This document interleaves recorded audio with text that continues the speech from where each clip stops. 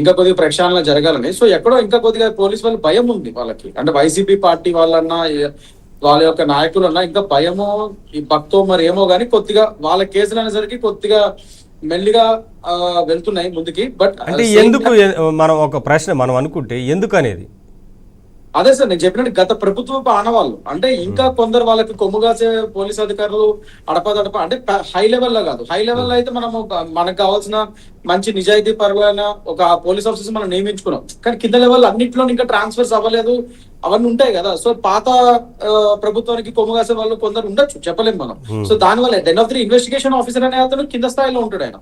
So వాళ్ళు plus పులివెందులలో case నమోదైంది, అది వాళ్ళ హోమ్ గ్రౌండ్, ఇక కొన్ని ఉంటాయి. వెంటనే ఇన్వెస్టిగేషన్ చేయాలంటే కొద్దిగా భయపడతామో ఏదో ఉంటాయి, వాళ్ళు మనుషులే కదా. So we should understand that. But anyways కోర్టుని మించిన అధికారం లేదు కాబట్టి ఇంకా కోర్టే డైరెక్ట్ గా రంగంలో దిగి పోలీస్ వారిని వారించడంతో దెబ్బకి ఇమీడియట్ గా ఇది ఇన్వెస్టిగేషన్ ముందుకు వెళ్తాం సాగింది సార్ ఇప్పుడు. So that's a good thing, ఇది ముందుకెళ్తుంది. ముఖ్యంగా మనకి ఇక్కడ ఉన్న ఒక బలమైన సాక్ష్యాలు ఏంటంటే సార్, ఒకటి మనకు తెలుసు ఈ వైసీపీ ప్రభుత్వం గతంలో వీళ్ళు ఒక కీబోర్డ్, ఒక కంప్యూటర్ కీబోర్డ్ చాటున దాక్కొని అసహ్యమైన రాజకీయాలు చేశారు. సో అదైతే జుగుప్సాకరమైన రాజకీయాలు, అంటే ఇంట్లో ఆడవాళ్ళని ఫ్యామిలీస్ ని కూడా వదలలేదు వీళ్ళు. సో ఒక కీబోర్డ్ చాటున చెత్త రాజకీయాలు చేసిన వైనం ఏదైనా ఉంది అంటే ఒక సోషల్ మీడియాను ఒక ఆయుధంగా వాడి అపోజిషన్ లీడర్స్ ని వ్యక్తిత్వ హననము, వాళ్ళ యొక్క మానసికంగా కూడా వాళ్ళని చంపేసే విధంగా వాళ్ళ ఫ్యామిలీస్ మీద అటాక్ చేసే ఒక వైఖరి ఏదైతే ఈ వైసీపీ ప్రభుత్వం తీసుకొచ్చిందో, దానికి ఇప్పుడు మన కూటమి ప్రభుత్వం వచ్చిన తర్వాత ఆ గత సోషల్ మీడియా నడిపించిన పెద్దలు ఎవరైతే ఉన్నారో, ఎవరా అని చూస్తే మెయిన్ పేరు వచ్చింది ఇక్కడ సజ్జల భార్గవరెడ్డి గారికి. సో డెఫినెట్ గా ఆయనని అక్యూజ్ లిస్ట్ లో పెట్టి ఆయనని వాళ్ళ రోజు ముందు అది ఇన్వెస్టిగేషన్ పిలవడం జరిగింది. సో దానికి తగ్గట్టుగా నేను రావడానికైతే వచ్చాడు, కానీ మళ్ళీ యాజ్ ఇట్ ఈస్ వాళ్ళ ఇతర వైసీపీ నాయకులు లాగానే ఎవరైతే ఇన్వెస్టిగేషన్ కి రాగానే మాకు తెలియదు, గుర్తులేదు, మర్చిపోయా అనే సినిమా డైలాగ్ ఏదైతే ఉందో అదే విధంగా ఇది కూడా డైవర్ట్ చేయడానికి ఇన్వెస్టిగేషన్ లో సరిగా కోఆపరేట్ చేయట్లేదు అనే విషయం మనకు తెలుస్తుంది. బట్ ఎనీవేస్ ఇక్కడ మనకి తెలిసిన సమాచారం ఏంటంటే పోలీసు వారి దగ్గర ఆల్రెడీ బలమైన సాక్ష్యాలు ఉన్నాయి. ముఖ్యంగా ఐపీ అడ్రస్ లాక్స్ ఏవైతే ఉన్నాయో, ఏ సిస్టమ్స్ ఏ డివైస్ నుంచి వచ్చాయి, ఏ కంప్యూటర్స్ నుంచి వచ్చాయి, ఆ ఐపీ అడ్రస్ లాక్స్ ఉన్నాయి. డివైస్ లింకేజ్, అంటే ఈ పలానా మీ యొక్క వైసీపీ ప్రభుత్వానికి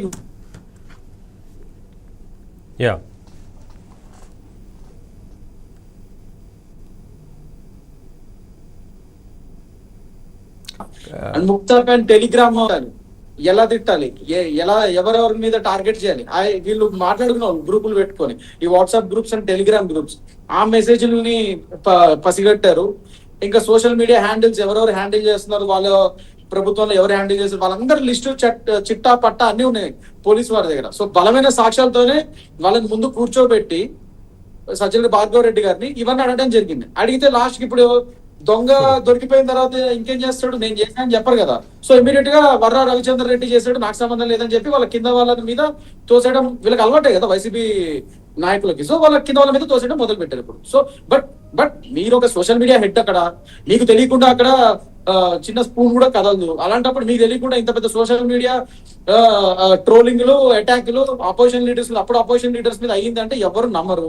సో మీరు తెలీదు, గుర్తులేదంటే నేను ఇదివరకు కూడా చెప్పాను, అడ్వర్స్ ఇన్ఫరెన్స్ అని చెప్పి ఒక ప్రక్రియ ఉంటుంది మనకి ఇండియన్ ఎవిడెన్స్ యాక్ట్ లో. ఇప్పుడు భారతీయ సాక్ష్య అధీనం 2023 నుంచి ఇండియన్ ఎవిడెన్స్ యాక్ట్ బిఎస్ఏ అయింది. సో దాంట్లో ఇప్పుడు ఇదివరకు 114 సబ్ క్లాస్ జీ అని ఉండేది అడ్వర్స్ ఇన్ఫరెన్స్, ఇప్పుడు అది 119 ఆఫ్ సబ్ క్లాస్ జీ ఈ భారతీయ సాక్ష్య అధీనంలో. అదేంటంటే నువ్వు ఇట్లానే ఇంట్రోగేషన్ కి ఇన్వెస్టిగేషన్ కి కోఆపరేట్ చేయకపోయినా, సరైన సమాధానాలు చెప్పకపోయినా, వాటిని మనం రేపటి రోజు కోర్టులో ఇతనికి అగేన్స్ట్ గా యూజ్ చేయొచ్చు. అంటే జనరల్ డిఫెన్స్ లో మనకి క్రిమినల్ కేసెస్ ఎలా ఉంటదంటే నవీన్ గారు, the owners is on the prosecution, అంటే కోర్టు వారు స్టేట్ అంటే పోలీస్ వారి మీద ఉంటది. అది అవతలలో ఏదైనా ఇప్పుడు వారి ఆ రోజున ఇన్ఛార్జ్ గా ఉన్నారు, వారి నుంచి వెళ్ళిన పోస్టులు కావచ్చు, ఇవన్నీ టెక్నికల్ ఎవిడెన్స్ ఇవన్నీ ఉన్నాయి కదా. ఇప్పుడు ఈయన ఇట్లా విచారణకి కోఆపరేట్ చేయకపోతే డిఫెన్స్ మీదకి వెళ్ళిపోయి, అంటే ఈ భార్గవరెడ్డి మీదకి వెళ్ళిపోతుంది అడ్వర్స్ ఇన్ఫరెన్స్. అంటే ఆయన ప్రూవ్ చేసుకోవాలి ఆయన ఇన్నోసెన్స్ ని, అలా అడ్వర్స్ ఇన్ఫరెన్స్ ని మనం ఇన్వోక్ చేయొచ్చు. సో డెఫినెట్ గా ఆయన ఇంట్రోగేషన్ కి కోఆపరేట్ చేయకపోతే అడ్వర్స్ ఇన్ఫరెన్స్ యూజ్ చేస్తాము. రేపటి రోజు అది మనకి కోర్టులో ఎప్పుడైతే ఛార్జ్ షీట్ ఫైల్ ముందుకెళ్తుంది కోర్టు ట్రయల్ లో, అక్కడ బాగా ఉపయోగపడుతుంది. అండ్ బలమైన సాక్ష్యాలు ఉన్నాయి. నేను చెప్పినట్టు ఈ ఐపీ అడ్రస్ లాక్స్ ఉన్నాయి, వాళ్ళ యొక్క డివైస్ కంప్యూటర్ డివైస్ నుంచి వచ్చాయన్న లింకేజ్ క్లియర్ గా ఎస్టాబ్లిష్ అయినాయి. వాళ్ళ వాట్సాప్, టెలిగ్రామ్ గ్రూప్స్, ఛానల్స్, వాళ్ళ మెసేజ్లు అన్ని ఉన్నాయి. సోషల్ మీడియా హ్యాండిల్స్ వాళ్ళు ఎవరెవరు హ్యాండిల్ చేశారో వాళ్ళ పార్టీ కార్యకర్తలు, ఆ సోషల్ మీడియా కార్యకర్తలు, అవన్నీ లిస్ట్ ఉంది. సో ఇవన్నీ బలమైన సాక్ష్యాలు సరిపోతాయి. అండ్ ఈయన మెయిన్ హెడ్ సోషల్ మీడియాకి, ఈయన తప్పించుకోవడానికి లేదు. సో డెఫినెట్ గా ఆయన విచారణకి కోఆపరేట్ చేసినా చేయకపోయినా నేను చెప్పేది ఏంటంటే, నేను చెప్పిన అడ్వర్స్ ఇన్ఫ్లుయెన్స్ ఇన్వోక్ చేస్తూ రేపటి రోజు కోర్టు ట్రయల్కి వెళ్ళినప్పుడు కోర్టులో తప్పకుండా ఇది వాళ్ళకి అగేన్స్ట్ గానే వస్తుంది. సో మాక్సిమం ఒకవేళ వీళ్ళు తప్పు చేసినట్టు ప్రూవ్ అయితే మాత్రం కోర్టులో ఖచ్చితంగా శిక్షలు పడతాయి. నేను చెప్పినట్టు డిఫమేషన్ పడుతుంది వీళ్ళ మీద, వయలేటింగ్ మోడెస్టీ ఆఫ్ ఉమెన్. ఎందుకంటే అపోజిషన్ పార్టీ లీడర్స్ యొక్క ఫ్యామిలీలో ఆడవాళ్ళని కూడా వదలలేదు కాబట్టి డెఫినెట్ గా మోడెస్టీ ఆఫ్ ఉమెన్ వయలేషన్ కింద కూడా ఆ సెక్షన్ కూడా పడతాయి. ఇంకా మనకు తెలిసిందే అది ఇప్పుడు సెక్షన్ 17 బిఎన్ఎస్ అది. ఇంకా మనకి తెలిసిందే ఐటీ యాక్ట్ పడుతుంది, ఐటీ యాక్ట్ 67, ఇవన్నీ పడతాయి ఇంకా డెఫినెట్ గా. సో చూద్దామండి, డెఫినెట్ గా మనమైతే ఇక్కడ భార్గవ రెడ్డి గారి వరకు వెళ్ళింది, ఇంట్రోగేషన్ ముందుకెళ్తుందంటే ఇది తొందరగానే అయిపోతుంది ఇప్పుడు ఖచ్చితంగా. ఇటువైపు వెళ్తుంది కేసు. ఇప్పటివరకు అయితే కొంతమందిని అరెస్ట్ చేశారు ఈ కేసుల్లో. మరి ఇది ఇక్కడ కూడా అరెస్ట్ జరుగుతుందా, రిమాండ్కి పంపిస్తారు, లాంటి అనేక ఊహాగానాలు ఉన్నాయి కాబట్టి కేసు తీవ్రతను బట్టే ఉంటుంది కదా ఏదైనా. ఇప్పటికే ఈ అది ఏంటంటే